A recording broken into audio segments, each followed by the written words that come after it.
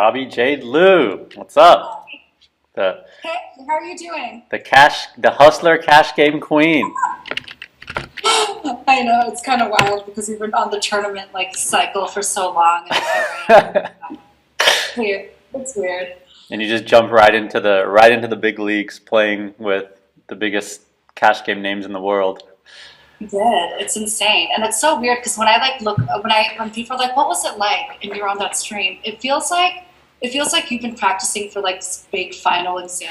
And then sitting there and all of your answers are going to be calculated, and even if you get there at the river, it still kind of matters to the world how it happened. So yeah, you won the pot, but you really shouldn't have the way you played it. So it's like getting 50% on an answer as opposed to 100% because you have to show how you got to the answer, you know what I mean?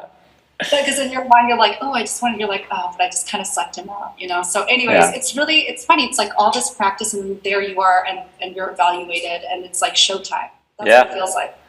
Yeah. But and then you get to see your mistakes, and you get to see what you need to work on. But I did like that when you told me that there's because I used to think it was really really not the best positive outlook for anybody to be seen inside out as On stream. Yeah. Where your game is exposed. Yeah. Yeah, it's the only way that you're able to evaluate yourself to see where your Exactly. mistakes Yeah. are. What your tells are. I didn't think I had tells. Yeah. I thought I had a good poker face, and apparently I don't. So Yeah, and it's like I've been working with you, coaching you, and I tell you these things. I try to have you repeat them so I can tell if you have the takeaways or not. And then you're kind of outplaying, and I don't have a lot of visibility on if you're implementing them well or not. And then with the live stream, we just get that instant feedback. So that's really cool. I also think playing online where you have hand histories and then you could share hand histories with other students or with me or whatever. That's another way to get the visibility. But the live stream's on another level. Yeah. yeah, it is. I mean, you always tell me to write down my hands and go over them. And sometimes I'm like, I hope I got what that person bet right when I'm writing them down. And sometimes when I don't remember it, I'm like, well, it's all here. And I thought that a certain hand played out a certain way, and I go back and watch and be like, oh, oh, she folded aces. I'm like, no, I didn't, but I did. And so Yeah. there's little things like that you don't even remember that you're really doing. So there's really no way to evaluate yourself unless Yeah. you see yourself playing.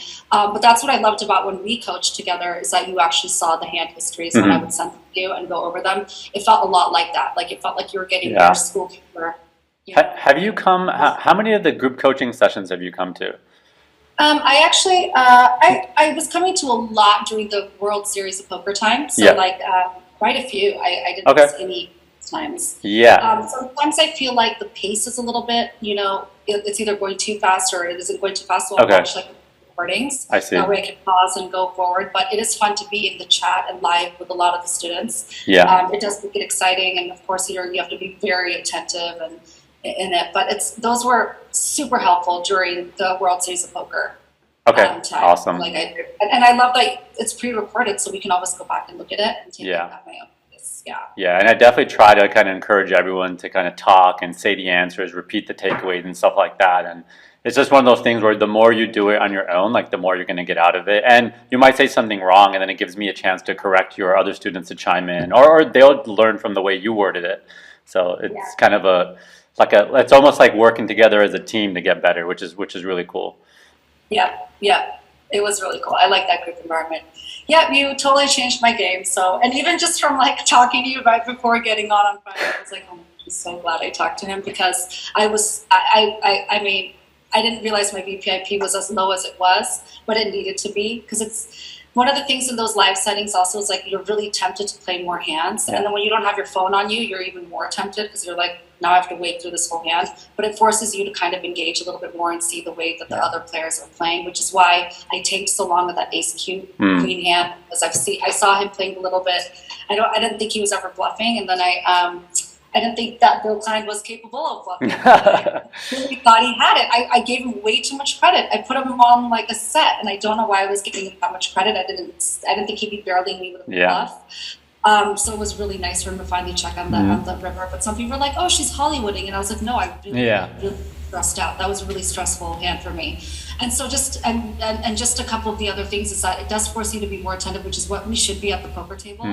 And without those distractions, it was like night and day where I could really focus on things. But I kept thinking like I'm playing tighter now because Faraz told me to play tighter, and I should be sticking to my range. But I think oftentimes in cash games, people like to play a little bit wider, and that totally changed my game. It is worth waiting for the right hand so you feel confident with three betting and then continue. Yeah, and a second ago you said your VPIP was so low. I think maybe you meant the opposite, right? Your VPIP was really high. That was high, and then it was significantly lower on Friday. I see. Oh, I see. Yeah. Yeah. So when you actually look at it, I think the only person that, even Garrett's technically known to be lower, and he was the only one like above me. Because your VPIP in this last session, we'll look again today, but I think towards the end you were the second highest. And are you sure? Because I think I was the lowest. Really? Okay, we'll look today. Yeah. We'll look today because I meant to go back and screenshot it, but I didn't get to do that Have yet. it at the end, like right? Yeah. No, they do it somewhere. They do it near the end. Let's look at that when we start this session. Like, what's kind of like a lot of people don't know your full like background in poker in terms of like how long you've been playing for. Like, what did it take to kind of get to where you are now? Like, yeah.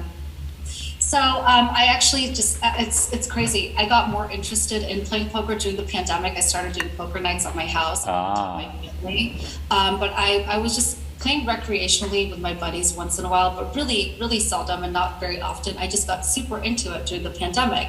And I'm obviously working a full-time job in biopharmaceuticals, which I've been doing ever for 15 years.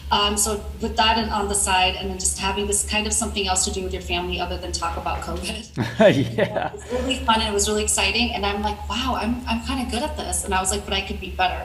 And I started watching it a lot online. And some people, have like sports running in the background. I have like Poker Go running in the background. Like, it's just like, and I just watching it, I'm like, I feel like I could learn that. But I started looking up really what like the newest way of thinking was. And that's where GTO came into line. I was like, and my husband told me, he said, maybe you should take this seriously and get a real poker coach. And I was like, okay, I'm going to do my bucket list. Let's go to World Series of Poker. Yeah. I'm going to do that. But I was also working full time at the time. So I thought to myself, how much can I practice? So I did get on a bunch of training websites, try to get as much practice as I could, did relatively well at the first World Series for my first time, and then realized that if I just got really into some more poker like training courses and actually did from start to beginning, got you as my personal coach, and some others that I could really kind of hone in on the game and sort of make up for lost time because I came in a little bit later after having this like full-time career. And I decided around April that I was gonna pretty much take a sabbatical and really do this full-time. And that was really the game changer for me because it does require and demand full attention if you really want to catch up for that lost time, and then also just practice everything today. I mean, I even noticed my poker game kind of gets a little bit rough and I feel a little bit more nervous when I come back to the table if I haven't played a lot. That's in the sitting as well. But even the online game's just a little bit different, right? I mean, there's a timer there. You can't really read tables. Or when you're in the live setting, you kind of have to get comfortable with it. So when there is a big game that you're going to, it is good to kind of go out there and practice. Yeah, and with that thing you just said about feeling nervous when you haven't played for a while, like I totally get that. And I had periods where I took off like 6 months, I wasn't playing much, and all of a sudden I'm playing like a 25K high roller, top players in the world, and I'm not familiar with some of their lines, and I would start to feel like that too. And I just realized that so much of poker is psychological. It's like being confident, but at the same time, like preparing and knowing all the spots makes you feel confident. So when you do the work, you show up and you're confident, like winning or losing, whatever, you're going to play well. Yeah, totally. It totally is. And that level of confidence shows, right? It's a read. Yeah. It's a read that people have on you. And like, I'm always like, it's true. Making sure they're not shaking. And like, I try not to drink coffee before. That's smart. So many people get that wrong. I'm happy you said that. Yeah, like that's not what you want. You don't want to look jittery. It looks like I learned to not do coffee before important meeting or pitching, and then I realized it's the same for poker. It totally is. So you can read it, and like even just like the littlest things. Like there's people that literally told me you scratch your face before you make. Yes. I was gonna talk about that. Okay. I can't believe you didn't see it, and I'm like, what? I think my face is itchy. But that's awesome because you probably have done that like 100 times at the table, and now you're probably not going to do it again because it's one time you did it on TV. Yeah, and I'm sitting there and I'm like, did my face itch? Yeah, maybe it didn't itch. Like maybe that is actually a tell. So yeah, there's little things like that where you're like, well, you want to almost lock your hands down and just be still. Yeah, come up with a base, or like you either come up with the baseline. That's why you see the people doing these kind of robotic kind of movements, or you get like you're just comfortable and like you're doing your thing, but like you're very aware of like for me, I'm pretty comfortable with what I'm doing, so I don't do the robotic thing too often. I still do it sometimes, but I'm very aware of what I'm doing, and sometimes I actually give off a tell, but only I know what it is because you have to see my cards exposed and the tell like a few times for you to pick up on it. So now that I'm aware of it, I just make note of it and I make sure I do the opposite next time or whatever. I'm always aware of what I'm doing. Right. So now I'm gonna go scratch my face. You can, yeah. Like, I'm really gonna value that and scratch my face and be like, yeah, I'm blushing. Yeah. So like reverse tells, right? So, Yeah. really important to see that. So there's little things like that where I'm just like, you, when you're in the live setting, like you have to get used to going back into that Yeah. world and not looking nervous as soon as you sit So down. it seems like putting yourself out there and going and playing on like a Poker Go stream or the Live at the Bike or the Hustler live stream, like it's actually like really good for your game. Like it puts you in a difficult spot, and putting yourself in uncomfortable situations is how you get better. That's kind of what I'm getting from your experience.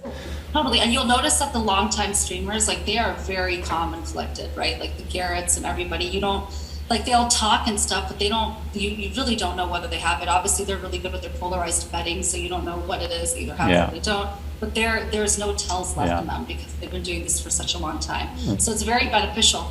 I used to be told by a public speaking coach back in the day to record yourself when you're speaking, and you'll know little things that might be annoying to an audience that you Yeah. otherwise I have realize that. so I it's say, almost like, why not record yourself when you're playing Yeah, poker? that's When you're true. playing online. Yeah, people do that. Yeah, that's true. Yeah.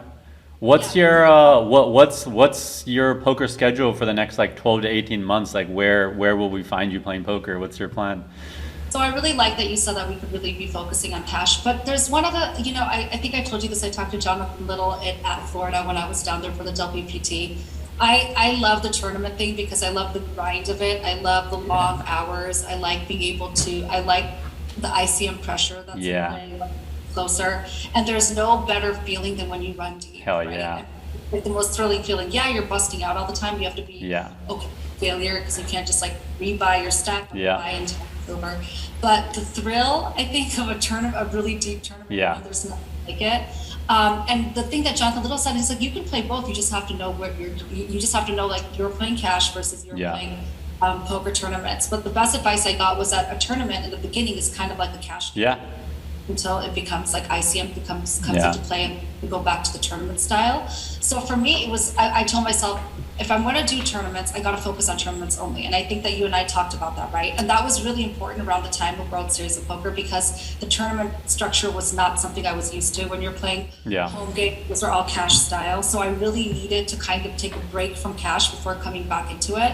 So now when I'm like playing tournaments, and I just played like a week and a half ago and I won like a small tournament. And I do sometimes play like the whatever tournaments just to get my feel for it. And it's fun to be with my friends out here in LA. And there's always something happening at the bike or like, at Hustler Casino or Yeah. something like that. Yeah, I get a lot of students who just play like the World Series of Poker and then they start studying like the month before it. And obviously that's better than not doing anything at all. But there is this kind of thing where like, the way like the elasticity in your brain works is you'll remember things a lot better if you've kind of already been doing it throughout the year and you don't have to start from scratch like the month before the WSOP. So what I tell my students that don't have a lot of time or don't want to play tournaments throughout the year, go play sit and goes on the weekends because they only take 45 minutes to 2 hours and it's really similar to tournament strategy. And now, when it comes around like April, May and you're studying and practicing tournaments, like you're already kind of starting from here, not from there. Yeah.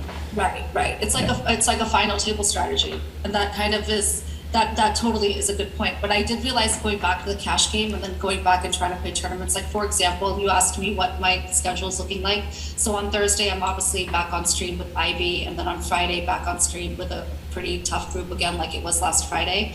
I was asked to play it live at the bike tomorrow, but I think I'm going to take a break. I think that I'm glad you said that because you need time to just chill and to study and to just think. And if you're just like like what happens when you get on these like big streams and people seeing you like big action, like you start to get invited to all sorts of stuff and like you feel this, I don't know if you are, but a lot of people feel FOMO and you're like, oh, I want to take advantage of all these opportunities. But you start to realize that like these opportunities aren't going anywhere. Like they'll be here in 3 years, in 5 years. Yeah. Totally. And I'm really bummed out that I'm not actually playing Poker Masters right now at Aria. So I'm gonna head there on Saturday. So I am gonna incorporate some of the tournament play a little bit, and only because I think I've been able to figure out the differentiation now that I've really honed in on just a tournament life and now coming back to the cash. Yeah. And I kind of want to see. I want to challenge myself to see how I'm able to do that, right? To differentiate the both of them and see that I can go back and forth, because there will be something happening concurrently with the cash playing opportunities. Yeah. There might be something interesting. And you're going to be a stronger tournament players at the earlier levels because you're working on your deep stack cash game play. I found that for myself as well.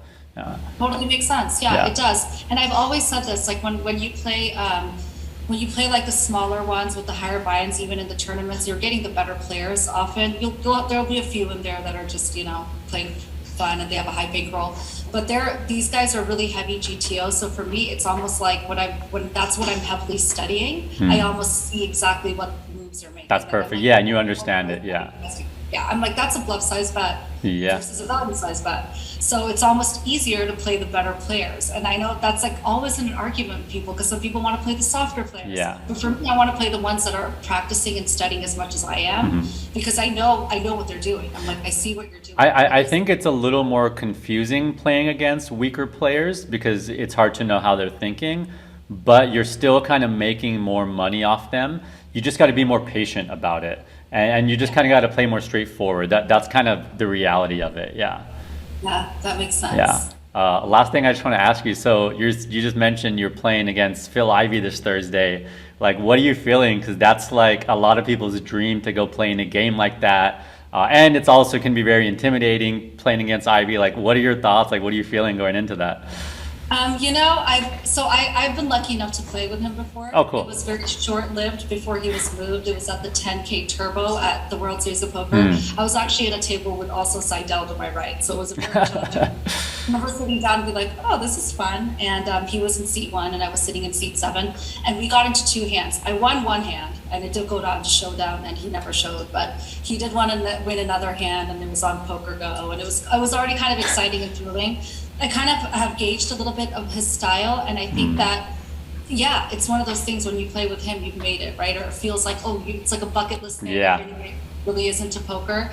I'm not too nervous about it because I think that, again, like, I think he plays the way that we're all hoping to play one day. So we're all practicing to play that way. So I don't think of it as like I have nerves for it, but it's more of like learning experience where I'm like, I'm going to go in there and I'm going to get the absolute best practice of my life. Yeah. So whether I'm winning or losing, I get to play live and really challenge myself to see if I'm able or I'm cut out for these streets. You know what I mean? That's awesome. Yeah. So it's more exciting than it is scary. Yeah. That's awesome. Okay, cool. Well, a lot of awesome thoughts. Let's jump into reviewing your stream and get into the lesson.